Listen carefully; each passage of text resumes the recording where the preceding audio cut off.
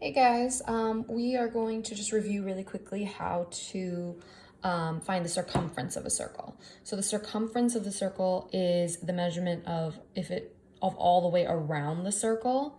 So think about like if this was a swimming pool and you had a swimming pool that was shaped like a circle, the circumference would be like the measurement how long it would take for you to walk all the way around the swimming pool. Okay, so that's the circumference. We're going to figure that out. And so we're going to use the formula C equals pi d. That's the circumference formula, how to find the circumference of a circle, where C is your circumference, pi, you're going to use 3.14, and d stands for the diameter.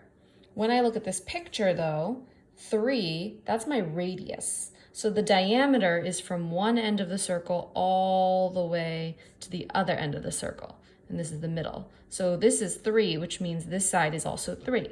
So the diameter of this circle would be 3 plus 3, or in other words, you could think like it's double 3, so 3 times 2. So my diameter is 6. So I'm going to use the diameter of 6 for this formula. So I'm going to say, okay, I don't know the circumference, but it's equal to pi, which pi is 3.14, and d, my diameter, is 6. Well, pi and d are right next to each other, so that means multiplication. So it's really 3.14 times 6. So to find the circumference, I'm just multiplying. So I'm going to say C equals 3.14 times 6. This is where we can go to a calculator. So I'll put it in my calculator, and I get 18.84, and if I look, my label would be centimeters. So that would be my answer. Notice that even though I did use a calculator, I still showed my work. I wrote out the formula, substituted my values in, and then I got my answer. So we're gonna look to see your work there. Let's do another example of how to find circumference. So we're gonna use this circle for example 2, and we got to find the circumference again. So C is going to equal pi d. Well, if I look, they gave me the diameter from one end to the circle to the other is 4.8, so I don't have to calculate anything. I know 4.8 is my diameter. And so I'm going to say, okay, C is going to be equal to pi, which is 3.14, times d, which is 4.8.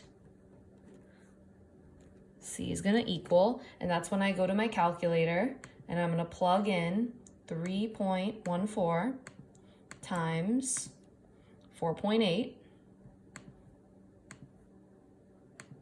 and that's going to equal 15.072 centimeters.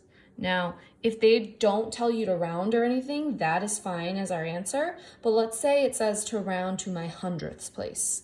So my hundredths place is 2 places after the decimal. So 1, 2, this is my hundredths place right here. I'm gonna look next door at the 2. And remember, the number next door to it will tell us whether 7 will stay 7 or if it'll go up to 8. So if I look at the number next to it, it's a 2.